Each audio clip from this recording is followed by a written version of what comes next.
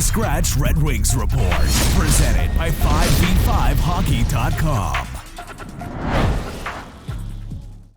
Hey everybody, welcome back to the Healthy Scratch Red Wings Report. It's Buschy with you once again. Merry Christmas, everybody. If you enjoyed today's video, please like, comment, and subscribe for more Red Wings content. Today, we got a Boxing Day surprise present under the Christmas tree in the form of Derek Lalonde has been fired by the Red Wings.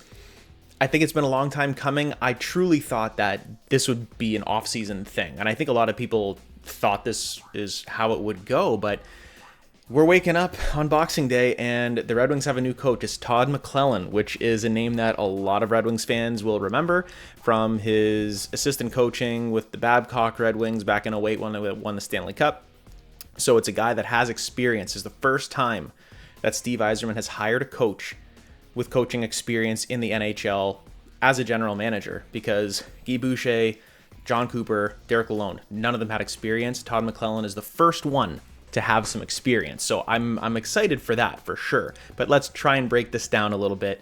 How did this go so wrong for Derek Lalonde? Now, I thought he was here a little bit longer, but only 198 games, and his record was 89, 86, and 23.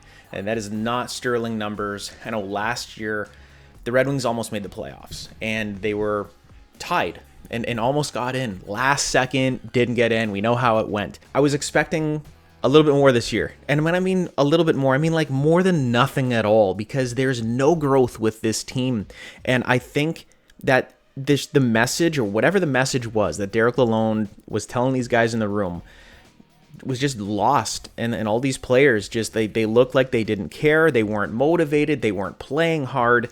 And I think Steve Yzerman had enough of it. Being a head coach, you have to be a motivator. You have to get these guys going. And I know that it sounds funny because you're talking about professional athletes that get paid millions of dollars to play a game, and they should have enough motivation that way to play and to do their best. But sometimes you need a change, and this is how things go. And I'm not going to say that this is what's going to happen with the Red Wings, and I really don't think they have, the roster to make a run here. But, the Blues changed their coach and eventually won the Cup. They were dead last and made the playoffs and won the Stanley Cup. Now, they were built for that. They were built for the playoffs. So don't take that out of context that the Red Wings are going to do this. They're not. There has been coaching changes during the season to try to do something, to try to jolt this team into doing something more than what they're doing, which is nothing. And now another thing is Bob Boughner is gone as well. And I had said on Twitter that if there was a coaching change, he needs to go too, because this PK is dreadful. They're 31st in the league right now, technically tied for 32nd. They're 68% on the PK, which is just horrible, like not even close. And defensively, they're a train wreck, and he is the defensive coach, and someone's got to answer for that.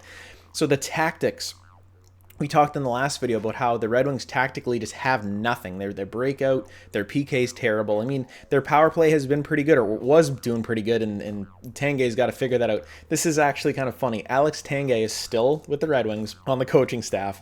He has now survived 2 head coaches being canned because he was there before Jeff Blashill. So this is kind of interesting to see Tanguay sticking around. And obviously the power play was clicking. Maybe something needs to be changed there. Maybe Todd McLellan has something up his sleeve that can change things. Now, Todd McLellan signed a multi-year deal. So this is the Red Wings guy for seasons to come. So this isn't just a interim thing. This is our guy. He's going to be behind the bench.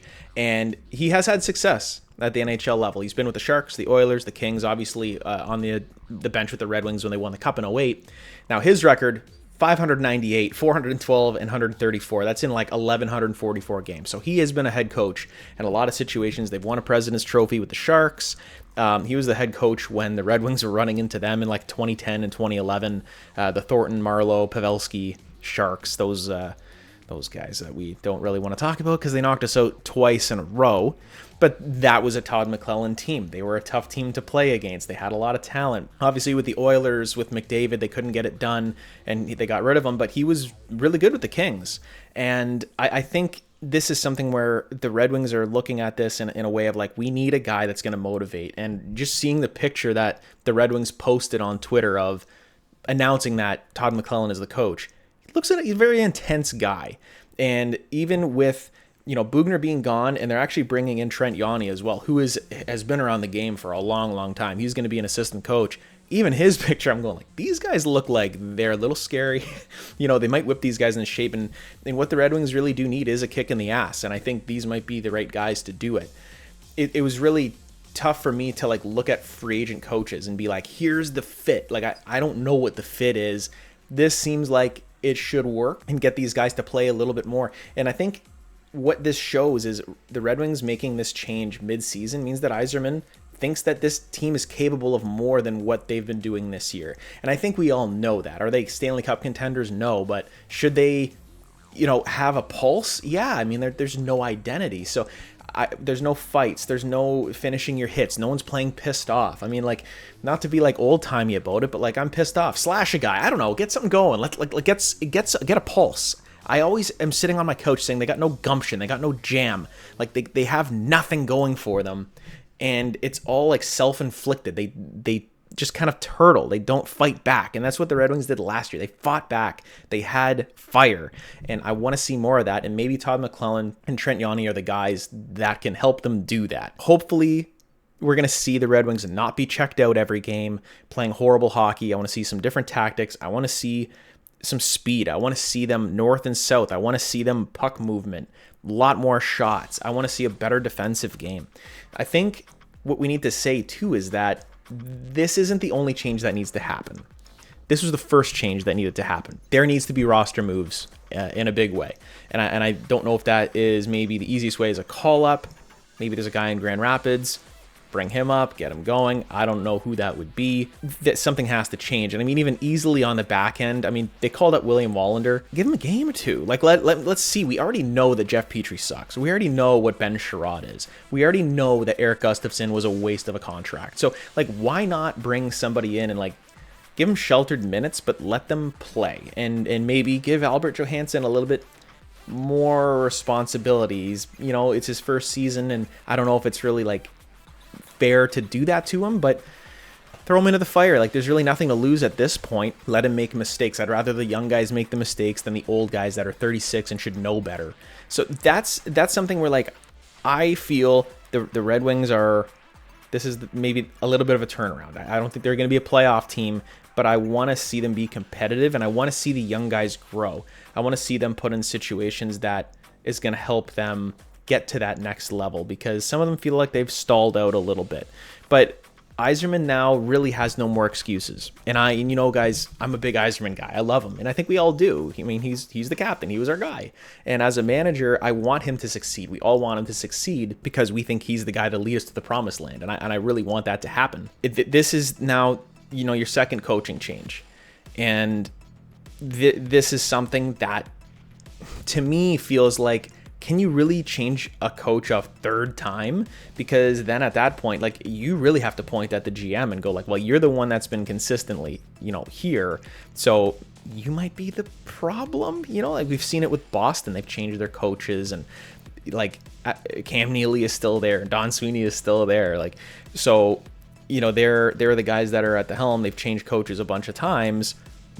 What next? Like, who else can you change? You're changing the players, you're changing the coaches. Maybe you have to change at the top. Now, I'm not saying that should happen with the Red Wings. I don't think will happen at all. Everyone's saying fire Yzerman. It's just not going to happen. They're going to give him the time to see if these prospects turn out. We talked about that. If his prospects turn out to be not game changers, then you're in trouble, Stevie, because if you're putting all your eggs in that basket, then they have to turn out. They have to be good. You have to have this turnaround. You have to have these guys be game breakers. You have to have Dmitry Buchelnikov be a top 6.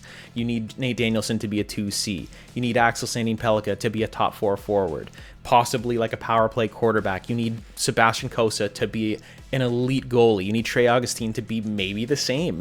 Like, all these guys have to come in and change the makeup of this team. I'm hoping that going forward, we're going to see less of these bloated, crappy contracts.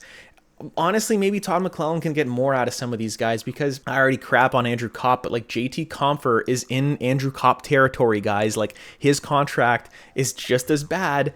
It's even longer, and he's doing nothing out there. That guy doesn't play with a pulse at all, doesn't do anything offensively, defensively. He's just a guy. And I liked the signing at the time. I also like the Andrew Kopp signing. So I'm hoping these coaches can just get more out of them. You know, look at a guy like Patrick Kane and go, how can we get more out of this guy? How can we get DeBrincat moving? How can we get Larkin getting going again? Because he hasn't been himself as well. This is all on coaching, and this is going to be a nice change for the Red Wings. What do you guys think?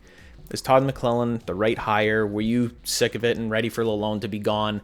How about the Bugner change too? I think that is one that is going to be like understated, but I think is a really big move as well, and it's going to pay off in spades. And I hope that this is the move that's going to help the Red Wings really turn it around and play some more competitive hockey down the stretch, and give us some games that we want to watch and that we're not bored. And there's games that I've just been looking at that I'm like, I don't want to watch this anymore. Like, this isn't fun. Like, getting 14 shots a game is just not hockey I want to watch. So Merry Christmas to everybody. I hope everybody maybe got some cool Red Wings gear from Santa, and I know I got a couple things. And happy holidays. Have a good one. The Red Wings make a coaching change. Let me know in the comments what you think, and I will see you in the next one.